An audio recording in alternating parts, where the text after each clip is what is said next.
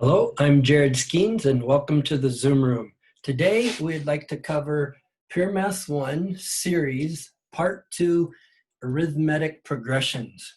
So let's start with a little bit of vocabulary here. There's 3 words that you should be familiar with. 2 of them are on the board. One of them is the word series. One of them is the word progressions. And a third word is the word sequence or sequences. So basically, a sequence is probably the least descriptive. Sequence just means, well, you have a sequence of values. When you call them a progression, it kind of implies that the sequence has a particular relationship between the numbers. And then when you call it a series, then it means that you're actually adding the numbers together as you go. So sequence and progression are basically synonymous for our purposes, and series implies that you're adding them together. But if you see those words, just kind of understand their basic meaning. You don't really need to worry about it too much, but you will see those words show up in the Cambridge questions. So since we're talking about Cambridge, they provide you a formula sheet. And so these formulas are on the formula sheet. Here you see right here, arithmetic series right here. There are 2 formulas. We're going to look at that in this part today. Then there's geometric series, and there are 3 formulas there. And in part 1, we already talked about the binomial series, which was the formula right here. This one down here is for Pure Math 3. So in part 1, we already talked about the binomial series. Right now we're on the arithmetic series, and in the next part, we'll talk about the geometric series. But these formulas are in your formula sheet. So when you're working with these problems, you should get out your formula sheet. Again, I want to emphasize your familiarity with the formula sheet is important for when you get to the test.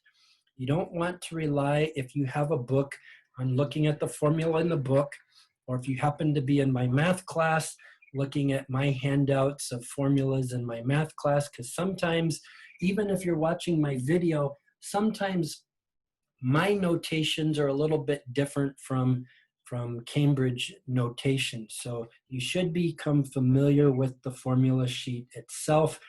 That way you also know where the formulas are at, and you also get used to using them and looking at it.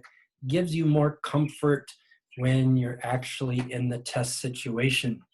So let's get started. Here are the 2 formulas right here. This first formula, maybe at some point in IGCSE material, you were introduced to arithmetic and geometric sequences or progressions. So you might recognize it, but it also might have been kind of a long time ago. And whether or not you recognize the second one, I don't know. But let's go over it anyway, just to make sure that you understand all the parts. There's a lot of parts in these formulas. So this first equation is the formula for a specific term in the sequence. So we see that there's a sequence of numbers. One specific number is called a term in your sequence or in your progression. Okay, so a subscript n, remember subscripts have no mathematical value. A subscript n, where n is the particular term, so first term, second term, third term. The specific term can be calculated by starting with the first term and then adding to it n minus 1 times d. Maybe we should go through this list of definitions first. So our a to the n is the value, this is going to be your outcome, the value of the nth term, whatever term you're looking for. So if it's a to the subscript 10, you're looking for the 10th term in the sequence.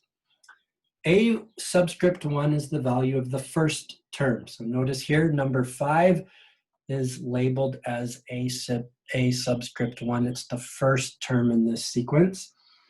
N is the number of the term, not the number of terms, but the number of the specific term that you're interacting with.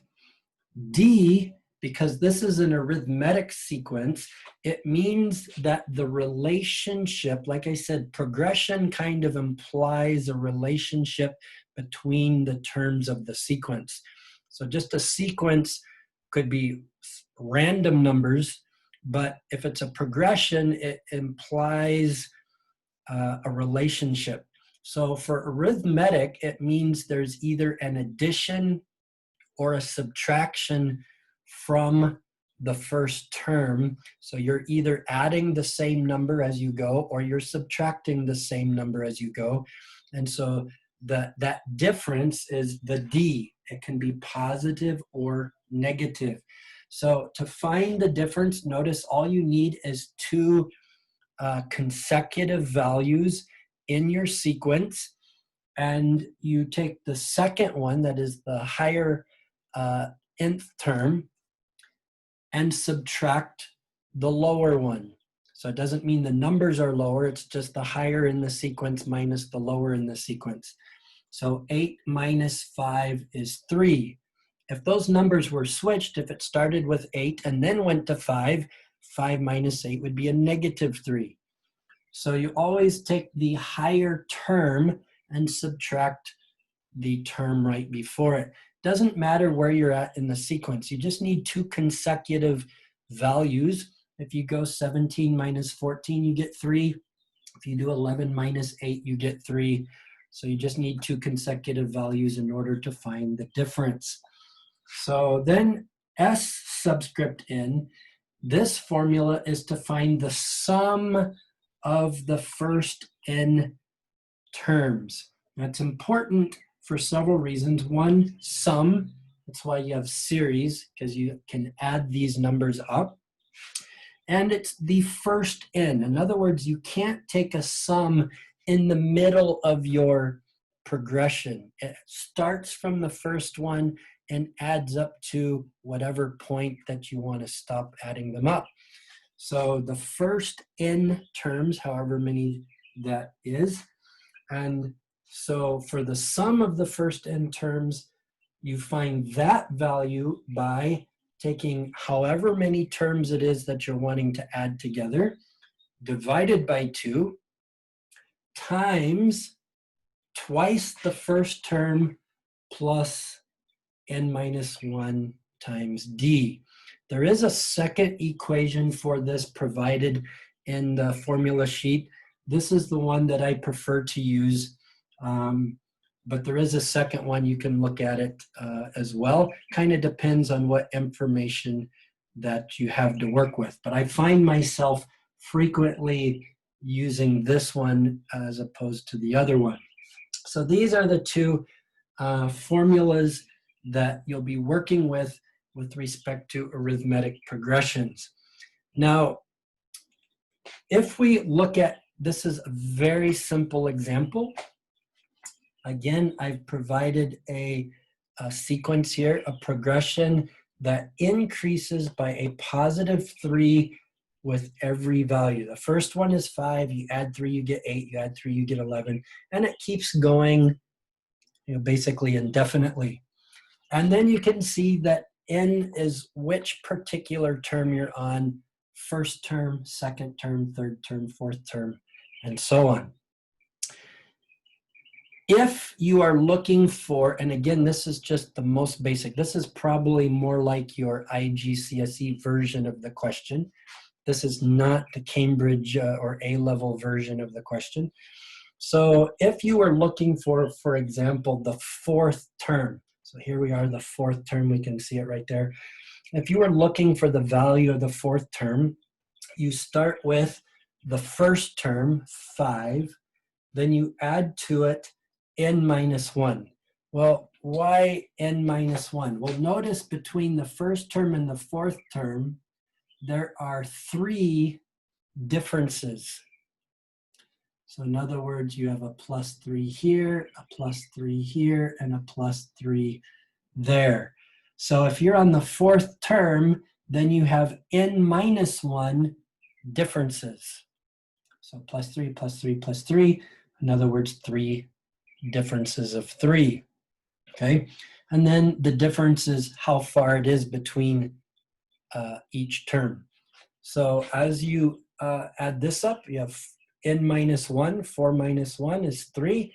The difference is 3. 3 times 3 is 9. 5 plus 9 is 14. The actual mathematical skill for arithmetic and geometric progressions isn't really that complicated. The math is relatively, should be relatively easy for you. If you're in the A level already, then it means you've been able to demonstrate an achievement level where this should seem pretty straightforward. If you are wanting to add up the first 5 terms, then you use S subscript 5. We're summing, it's now a series if you're adding them up. So we're adding up the first 5 terms. And so you have n over 2, so 5 over 2 times 2 times the first term, so 2 times 5, plus n minus 1, so 5 minus 1, times 3, the difference. And so you work the math through here, and you can follow the math along, and you see that you end up with 55. If you want to double check on your calculator, take 5 plus 8 plus 11 plus 14 plus 17, and what do you know? You get 55. This is just to illustrate how you plug in the values in case it's been a while since you've worked with these formulas. Now here's the trick. In part 2, we're going to go over the arithmetic progressions. In part 3, we're going to go over the geometric progressions. And in part 4, we'll look at Cambridge questions that mix the 2 types together. In other words, there's an arithmetic and a geometric kind of blended together into the same question. So for some of their questions, they separate the arithmetic. You answer some questions about arithmetic, and then they switch it over and say, well, given now it's geometric, and they change some of the information and say, then solve questions. So some of the questions are separated between the arithmetic and the geometric, but some questions blend them together where your first 3 terms are arithmetic, and then or first, second, and third term of, say, a geometric series happens to be the first, 5th, and 21st term of the arithmetic series. So they kind of blend the concepts together. So that's why I'm separating out the videos to try to develop, again, your mindset first, get you to think through how it works. And like I said, there's a trick to this. The trick is not really the skill. In some of the other, Cambridge math, there's maybe a heavy emphasis on the skill itself. But with series, you only have 5 formulas. All the question types will only draw from these 5 formulas. And that is the 2 for arithmetic, and then there's 3 for geometric. And the skill set needed to solve those equations really isn't that complicated. The trick is the mental correlation.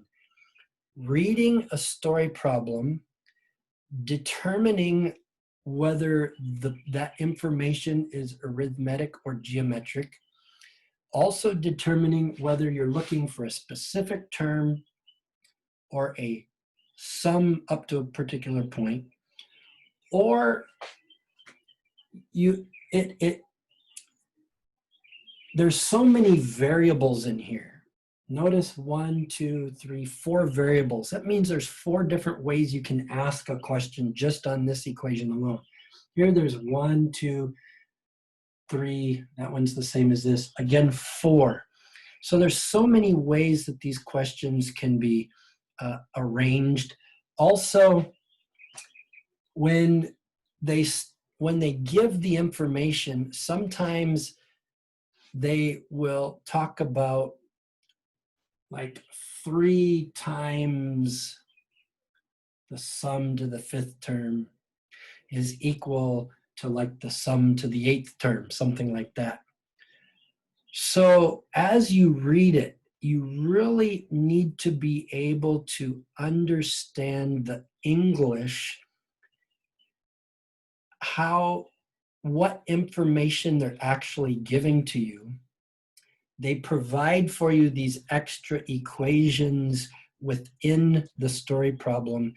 And most of the real trick to these problems is your mental ability to correlate information and the relationship with these formulas. Once you have that, the math itself is straightforward.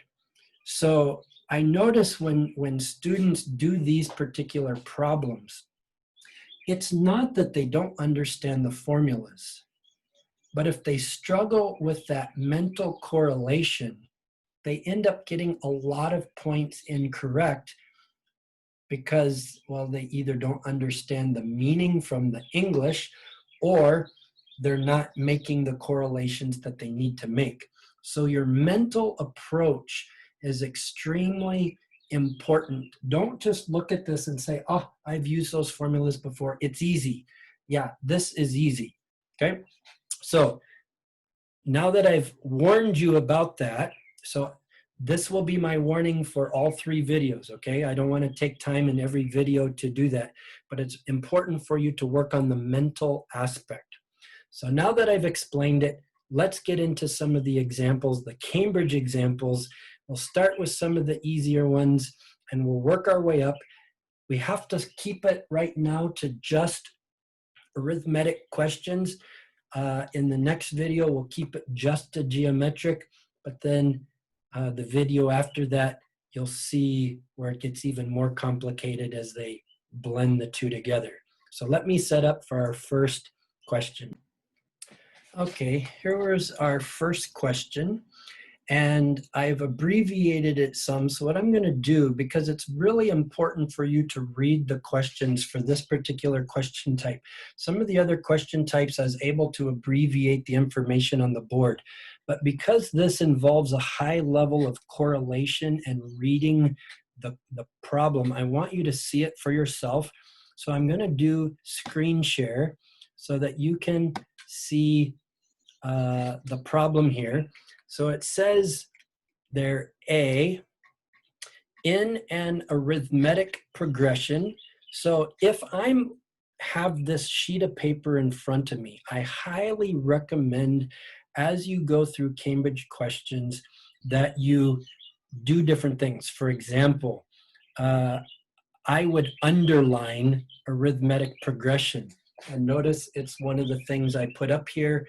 I put up here arithmetic so that I know which progression. Remember, later you're going to learn geometric. You don't want to confuse them. So arithmetic, I underline that. Then here they give us an equation like what I was talking about. It's not the formula, it's their own equation that they're providing. It says the sum of the first 10 terms is equal to the sum of the next 5 terms. So we're going to have to figure that one out. The sum, I just put subscript of 1 to 10, is equal to the sum of the next 5. Well, that would be 11 to 15. Okay, so you need to be able to transform the English wording into an understanding, a little bit of a mathematical understanding. Then it says that the first term is A. Okay, so the first term is A. Show that the common difference, here's the question, show that the common difference is 1/3 A. So let's get going on that. So we're back to our board now. And here is the summarized version of the question. Like I said, underline important pieces of information. Underline arithmetic, underline this formula, this equals this. Anytime they say something equals something else, that's going to be very important. The first term is A, so that's my A1, A subscript 1. And then I usually, so like I said, underline, then I make this statement, and then first term A, that's my A subscript 1. And then I circle the verb. What is it that I'm actually doing? I recommend this for all the Cambridge questions, but I'm really pointing it out here because of you really have to read with understanding these questions. It's not something you can really abbreviate on the board without reading the question. So show that the difference is 1/3 A. That's our goal. Now you might say I'm underlining a lot. Remember, I summarized it. So not everything from the original question is up here, but I've restated some things mathematically. So you're going to have to learn how to break down those Cambridge questions from your reading of the English into your mathematical understanding. That's going to be a very important skill for you to develop, and that's why I recommend underlining and circling the verb, what it is you're looking for. So let's get into this problem, and this is the equation that they're providing. Notice they don't really give us information specific to the formulas, and that can really cause confusion. So what you want to look at is what information did they provide? Well, they're talking about sum. So obviously we want to use the sum formulas. Now this first one is quite easy. Well, it's the sum of the first 10 terms. So that's just S10. Because S10 means you're adding it up, and sum always starts with 1, so it goes 1 to 10. But this one over here is 11 to 15. It's the next 5. And if you remember, I said you can't take the sum in the middle of a sequence. The sum always starts from the beginning. So if you're looking at 10 terms, let's say 1, 2, 3, ... Here we get up to 10, 11, ... and then we get up to 15. So if you add up the sum of the first 10 terms, you're adding up this much.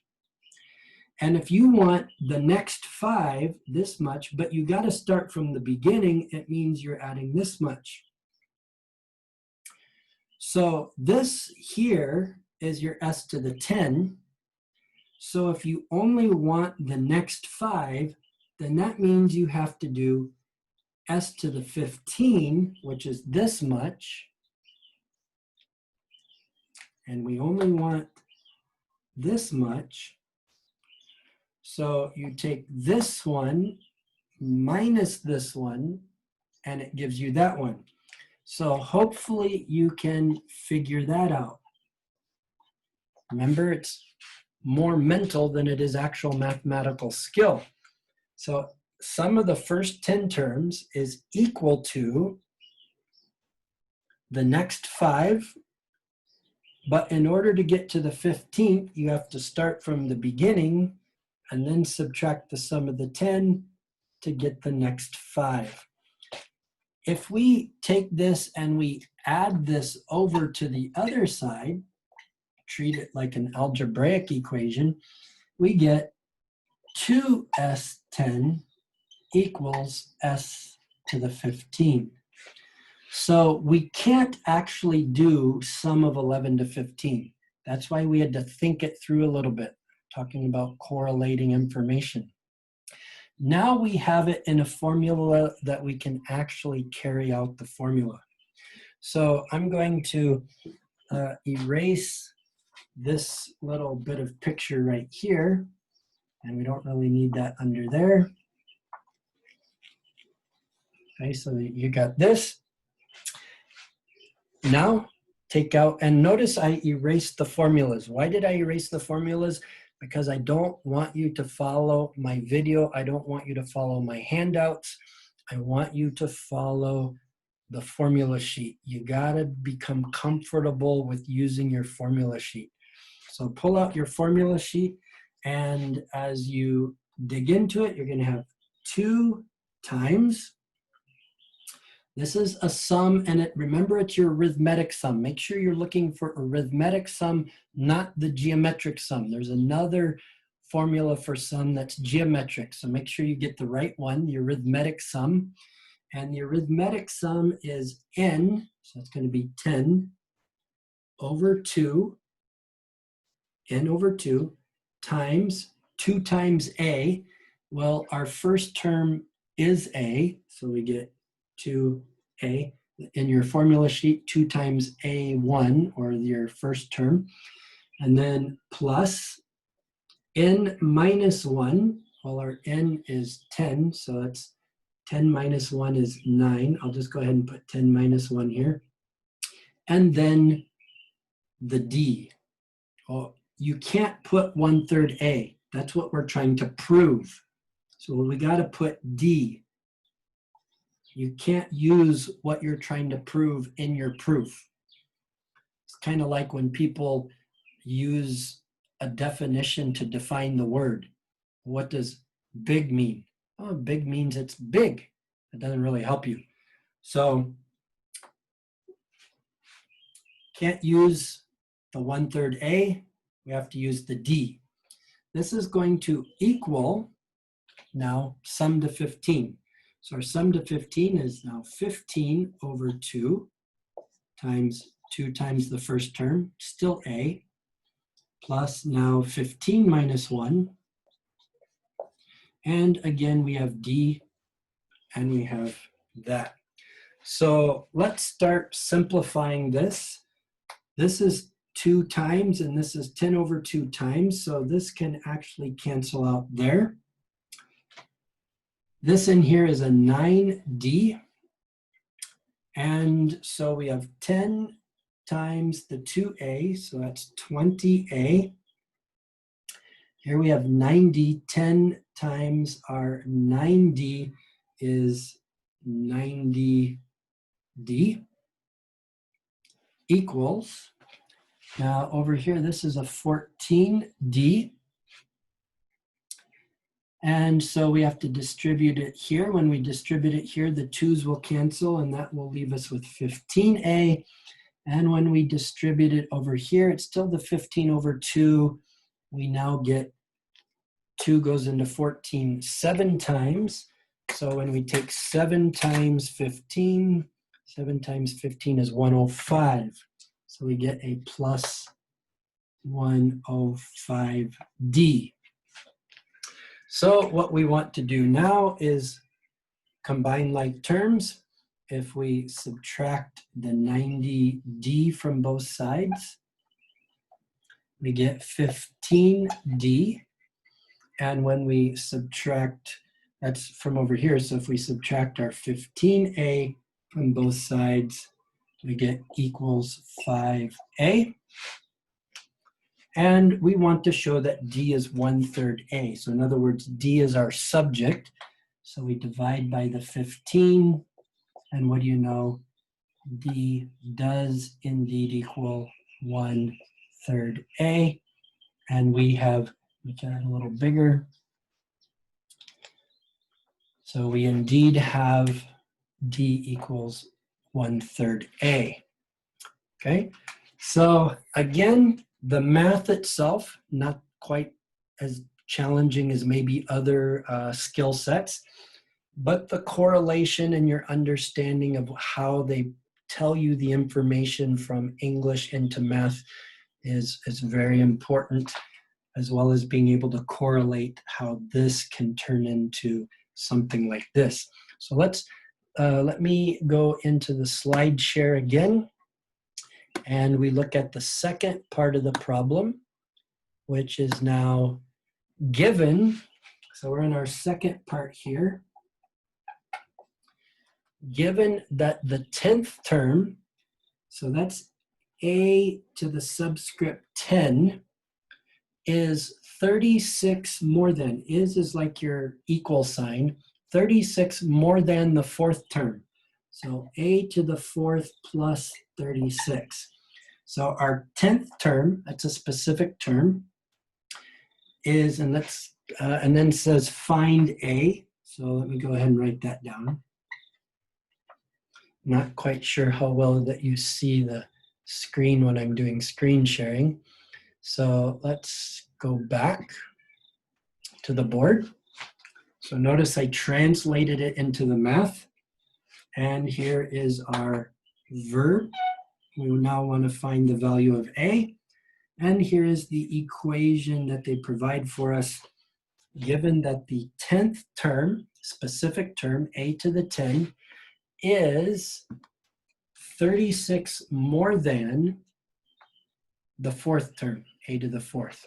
Okay, so we now are working with the other formula. Again, when you're working with a to the n, make sure that you have the arithmetic formula, not the geometric formula. You're going to always have to keep track of those because there's an a to the subscript n for arithmetic, a sum subscript n for the arithmetic, and also 2 for the geometric. So make sure you keep track. So a to the 10 would be, start with the first term, a, plus n minus 1, d. But now we know what d is in terms of a. So we have 1/3 a. So this is the formula for our a to the 10 equals, and now a to the 4 is going to be a plus 4 minus 1 d, which is 1/3 a, and then plus 36, squeeze that in there at the end. So here's the 10th term equals the fourth term, and it's 36 more than the fourth term. So as we simplify this, this is 9, and 1/3 of 9 is 3. So this here comes out to 3a. So 3a plus a is now 4a. And over here we have 3 and 1/3 of 3. 1/3 of 3, that's so a. So a plus a is 2a plus 36. Subtract the 2a from both sides, and we get 2a equals 36. Divide by 2, divide by 2, and so we get a equals 18. And there is our second answer. Again, once you plug things in, the math goes, straightforward. Usually it's not the math that causes the problems for students. It's the correlation of information. So very important that you mentally understand what's going on. It's also important that you can manipulate your understanding of the parts of the formulas. Like I said, there's 4 variables in each formula, and so it opens up a number of ways the question can be asked, which particular part of the formula that you're solving for. So let me set up for another example. Okay, here we go with the second example. And again, it's not really fair just to look at my summary. You need to read the question itself. So I'm going to screen share so you can see the question. And here's the question. It says, over a 21-day period, so I put 21-day period, an athlete prepares for a marathon by increasing the distance she runs each day by 1.2. So there's an addition of 1.2 kilometers every day that she runs. She goes 1.2 kilometers further than the day before. So it doesn't say directly that it's arithmetic, but it's implied by the fact that she increases by the same amount every day. That's different from geometric, which goes by a multiplication or a division every day. So this is implied that it's arithmetic progression. And it says on the first day she runs 13 kilometers. So that's a subscript 1. So notice 21-day period, there's an arithmetic, the 1.2, that's the D. Okay, if you want to come in here and change that plus to a D equals a positive 1.2 kilometers, you can do that. I wrote arithmetic, and here is our first term. So important pieces of information here that I've summarized. Question, find, here's our verb, find the distance on the last day. I find a lot of students, I'm going to go back from the screen share here, and I find a lot of students misinterpret questions like this. When it says find the distance and it says last day, some students assume it's referring to the sum, all the distance over the days. So this English preposition on a day means the specific day itself. So be very careful that you pay attention to the English language. I realize if English is not your first language, that especially English prepositions can be tricky for understanding. Normally, words like this and other Cambridge questions aren't quite as impactful, but in this question type, I notice a lot of students get hung up on this. They don't catch that preposition. On a day means that specific day.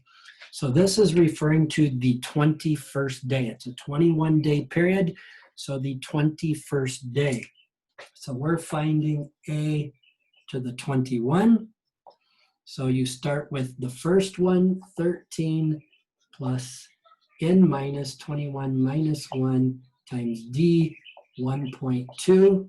So that's 13 plus 20 times 1.2 is 13 plus 24, which equals 37 kilometers. So 37 kilometers is how far she ran on the 21st day. It's not the total of kilometers. So in day 1, she ran 13 kilometers. Day 2, she ran 14.2. Day 3, she ran 15.4, and so on, so on, so on. By the time you get up to the 21st day, she ran 37 kilometers. So careful with those prepositions. Now let's go look at the second part of the question. And in the second part of the question here, we see part 2. Now it says, find the total distance. So again, I'd like to remind you, it's probably better that you read the entire question through and each of the parts, just so that you pick up on, oh, part I is total distance. That means part I must be an individual day distance. So read through everything first, then go back and look specifically at the question that you're focused on. So this too says find the total distance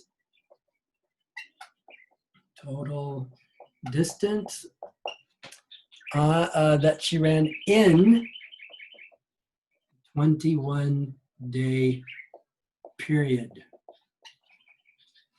Okay, so let's get out of this.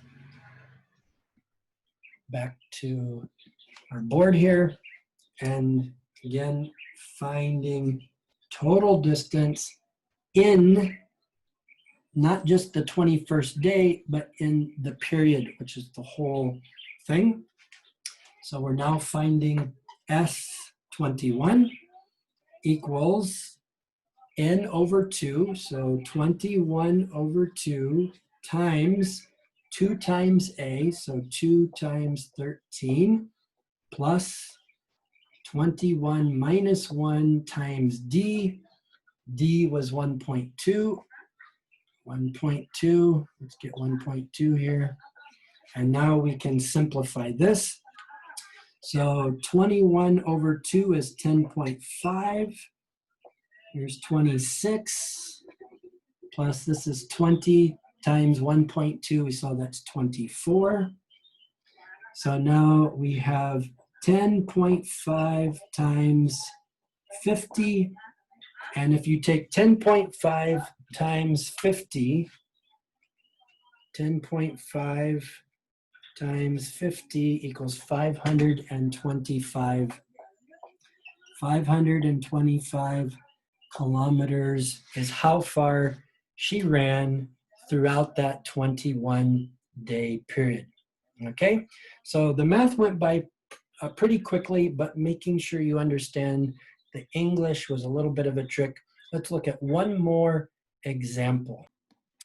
Okay, here's our last example for this particular video.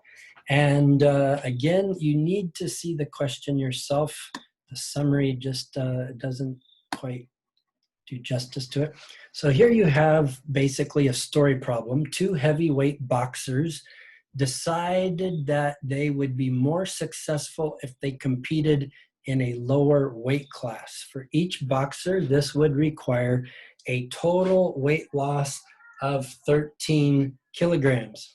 So at the end of week 1, they have each recorded a weight loss of 1 kilogram. So this first week, it's not by day, it's by week, they lost 1 kilogram.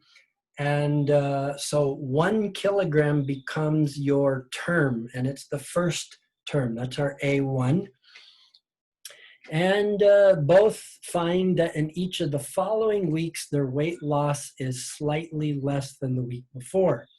So what we're going to look at first is boxer A, and we're going to find out that it's arithmetic. And then in the next video, when we get to geometric, we'll look at boxer B. So boxer A, weight loss in week 2. So here's boxer A. The second week is 0.98, and it says it follows an arithmetic progression. So write down, here's our, what we need. We need an expression. So you could circle the word right, underline expression, total weight loss after X weeks. So total loss with X weeks. That's the question. So let's look at that first. And let's get back to our board here.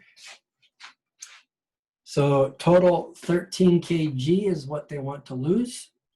First is 1 kg, boxer A. Here's the second value, the second term, and it's arithmetic. So we need an expression to represent total loss. So if it's total, that means sum.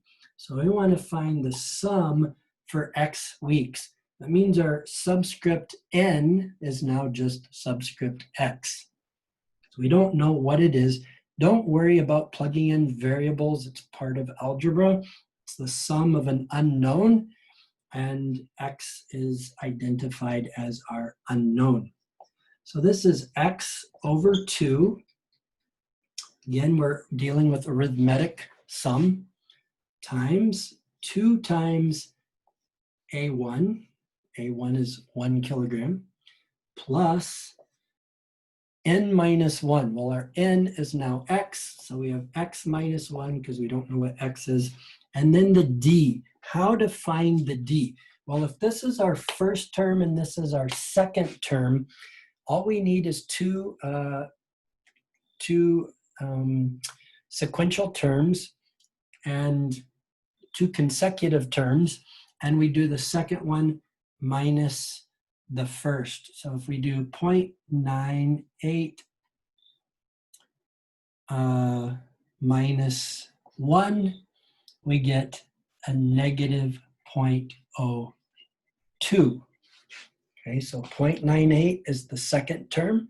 Subtract the first term, and here is our difference. So that's what the D is. So we put in a negative 0.02. And this is that. Now we want to just simplify this. This is an expression. We just want to simplify it down. So here we get a 2, and here we get a negative, because we're distributing this, negative 0.02x, and then a plus 0.02. Now we have this x divided by 2 in the front, and this needs distributed. So when we distribute this, the 2's cancel, and we're just left with x minus 0.02x plus 0.02. Here's the, actually I should have combined these first. Let me just back up a little bit. And let's simplify this a little further to 2.02 minus 0.02x. So the 2 and the 0.02 can go together. So just go ahead and make that a separate line. Now we distribute this through, distribute. Now we get 1.01x, and we get a negative 0.02x squared. This now is our expression for the total loss for X weeks. So let's look at the second part of the question. Okay, so let's look at that second part of the question here. And the second part of the question says, he reaches his 13 kilogram target during week N. So notice it says during, I put in, maybe I should put up here during.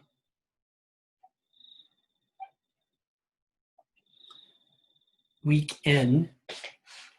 Use your answer in part I to find N. So our goal is to find N, and reaches this total weight loss of 13 somewhere in week N. So what we want to do is we want to, let's get out of screen sharing here, back to our board. So this is going to be the total of the sum. We want to find out when this happens. So we have 13 equals 1.01, and now it says week N. So it switched from this X unknown back to the N of our formula. In X, it's still unknown, still representing the same part of the formula. So now we have N minus 0.02 N squared. Now notice it's a quadratic, so, and we like our squared term to be positive. So if we move everything to this side, and there's decimals. So what we want to do is we want to get rid of those decimals. We want to move everything over 2 decimal places. So if we make this positive, it becomes a 2n squared minus 101n plus, because we don't need to move this to the other side, it's already there, and this will be 1,300. And I just noticed something back up here. When we distributed this, this 2 needs to cancel. This should actually be a 1. So sorry about that. This, when I distributed here, this 2 needs to divide into that 2, make it 1. So I need to fix that here really quick. Maybe you caught that before I did. Hopefully you did if you're following along. So that's a 1, and that's just n squared. Okay, so it's okay to make mistakes, but make sure that you can find and fix your mistakes as well. So here we have this quadratic. Now, since we've already talked about quadratic formula before, I'm going to let you go ahead and do it on your calculator. And what you're going to find out is you're going to get 2 different values because it is a quadratic. So you're going to get an n equals 85.85 when you do the plus square root, and then you're going to get an n equals 15.14 when you do the minus square root. So first, let's look at the rounding issues here, where in a particular week, meaning we're not going to land on an exact value. So that's why I went straight to the quadratic formula instead of trying to factor it, because we're during the week. But we need to make sure that we reach 13. So this one says, well, it rounds up to 86.